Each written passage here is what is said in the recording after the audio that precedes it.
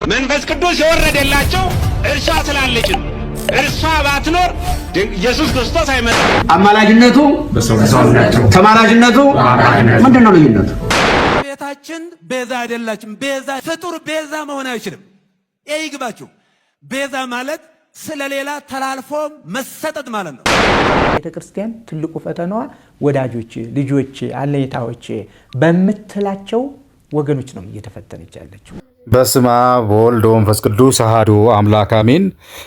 አምላክ አበው ይክበር ይመስገን። እንደሟላችሁ እንደምቆያችሁ የምዕራብ ሸዋ ሀገረ ስብከት ሊቀ ጳጳስ የቅዱስ ሲኖዶስ አባል የሆኑት አቡነ ገብርኤል በጌታችን መድኃኒታችን ኢየሱስ ክርስቶስ የስቅለት ቀን ሚያዝያ 10 2017 ማለት ነው በፍኖተ ጽድቅ አዳራሽ ያስተላለፉት የመንፍቅና ትምህርት በተመለከተ ብዙ ኦርቶዶክሳውያን አስቆጥተዋል። በቅዱስ ሲኖዶስም እንዲታይ ድምፅ አሰምተዋል። በዚህ መሰረትም ቅዱስ ሲኖዶሱ ስብሰባ እንዲሰበሰብ ሆኗል። በወቅቱ አቡነ ፊልጶስ አቡነ በርናባስም እንዲታዩ አቅጣጫ የተሰጠበት ሁኔታ ነበረ። በጉንበት ርክበ ካህናት ስብሰባ ላይ ጉባኤ ላይ እንደ አንድ አጀንዳ ተቀርጾ እንዲታይ ባስቀመጡት አቅጣጫ መሰረት ያው እንደ አጀንዳ ቀርቦ ጉንበት 18 2017 ዓ.ም ታይቷል። ዝክረ ኒቂያ በሚል የተዘጋጀውን የሊቃውንትን የአቋም መግለጫ በመነሳት የቅዱስ ሲኖዶስ ምልዓተ ጉባኤ ውሳኔዎቹን አሳልፏል።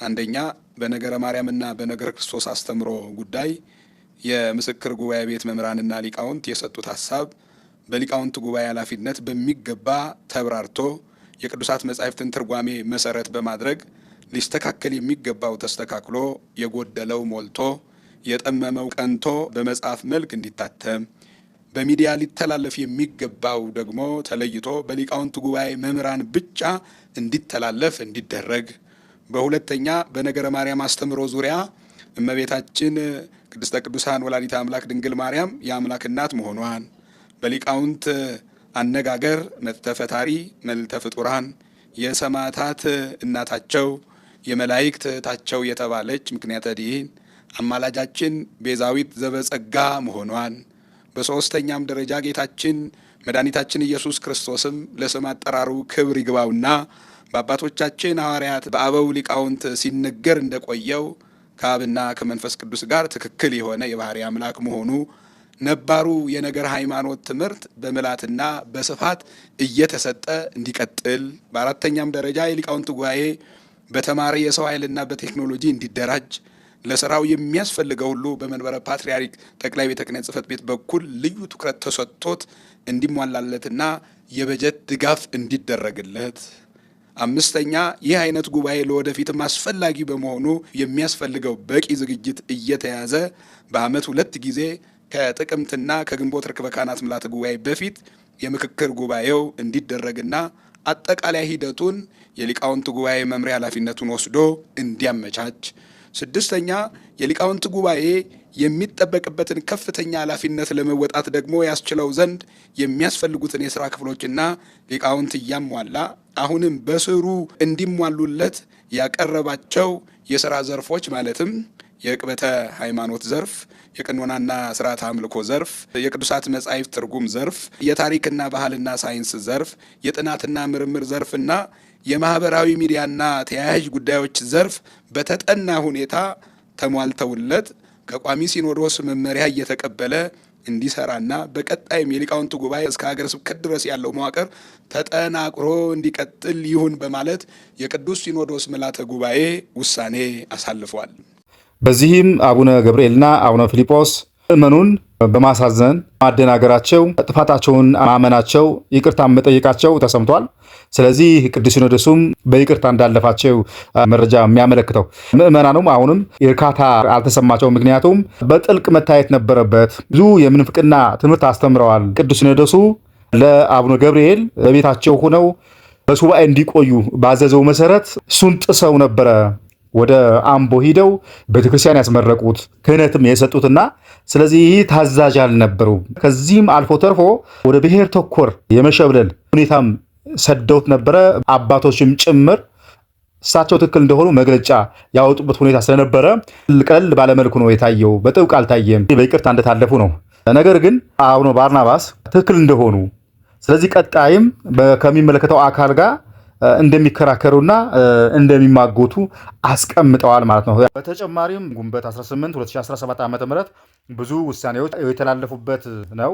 አስተምሮን በተመለከተ በቋሚ ሲኖዶስ ውሳኔ መሰረት የኢትዮጵያ ኦርቶዶክስ ተዋሕዶ ቤተክርስቲያን ሊቃውንት ጉባኤ በሶስቱ ብፁዓን አባቶች ያስተላለፉትን የስህተት ትምህርት መነሻ በማድረግ በዚህ ላይ መግለጫና የውሳኔ ሀሳብ አስተያየት እንዲያቀርብ በታዘዘው መሰረት በብፁዕ አባታችን በአቡነ ፊልጶስ ሊቀ ጳጳስ፣ በብፁዕ አባታችን በአቡነ በርናባስ ሊቀ ጳጳስ፣ በብፁዕ አቡነ ገብርኤል ሊቀ ጳጳስ ያስተላለፉትን የስህተት ትምህርት መነሻ አድርጎ ሰፊ ኦርቶዶክሳዊ የሆነውን አስተምሮ መሰረት ያደረገ የስህተቱን ትምህርት በሚያሳይ መልኩ ለጉባኤው አቅርቧል።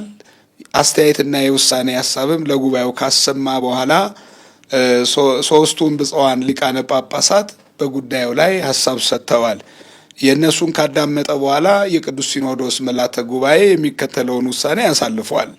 ሶስቱም ብፁዓን አባቶች ብፁዕ አቡነ ፊልጶስ ሊቀ ጳጳስ፣ ብፁዕ አቡነ በርናባስ ሊቀ ጳጳስ፣ ብፁዕ አቡነ ገብርኤል ጳጳስ ጥፋታቸውን አምነው በቅዱስ ሲኖዶስ ፊት ቀርበው ይቅርታ በመጠየቅ በሊቃውንቱ ጉባኤ የቀረበውን እውነተኛውን የቅድስት ቤተ ክርስቲያንን አስተምሮ የሚያምኑትና የሚያስተምሩት መሆኑን በመግለጽ ለተፈጠረው ስህተት ይቅርታ ጠይቀዋል።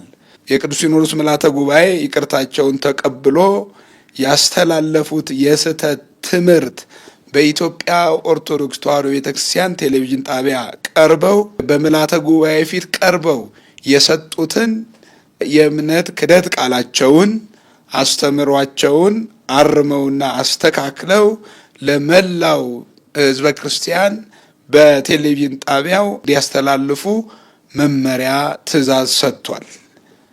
በዚሁ ጉዳይ ላይ ተያያዥነት ባለው መልኩ የምልዓተ ጉባኤ ያሳለፈው ውሳኔ ለወደፊቱ ከብፁዓን ሊቃነ ጳጳሳት ጀምሮ የነገር ሃይማኖት ትምህርት በአደባባይ ከማስተማር በፊት ከነገር ሃይማኖት አስተምሮ አንጻር ጥንቃቄ እንዲደረግ በተለይ ብፁዓን ሊቃነ ጳጳሳት የሐዋርያት ስልጣን ትምህርት ወራሾችና ጠባቂዎች ኦርቶዶክሳዊ የሆነው የተዋሕዶ ሃይማኖት ትውፊት፣ ቀኖና፣ ታሪክ፣ ባህልና ጥበብ ሳይሸራረፍ ለትውልድ ማስተላለፍ ግዴታ ያለባቸው በመሆኑ ከፍተኛ ጥንቃቄ እንዲያደርጉ ሆኖ አከራካሪ ነገሮች ሲነሱ ደግሞ በሚመለከተው አካል ተመርምሮ መልስ እስኪሰጥበት ድረስ በግለሰብ ደረጃ ሁሉም መልስ ከመስጠት እንዲቆጠብ ይደረግ በማለት የቅዱስ ሲኖዶስ ምልዓተ ጉባኤ ወስኗል። የተወደዳችሁ የዓለት ቲዩብ ተመልካቾቻችን አዲስ የሆናችሁ ሳብስክራይብ እያደረጋችሁ እንዲሁም ነባሮች ከሆናችሁ ላይክ እያደረጋችሁ በዓለም ሁሉ ተደራሽ እንዲሆን እንድታደርጉልኝ በትህትና እጠይቃለሁ። ቀጣይ በሌላ ቪዲዮ እስከምንገናኝ ቸር እንሰንብት።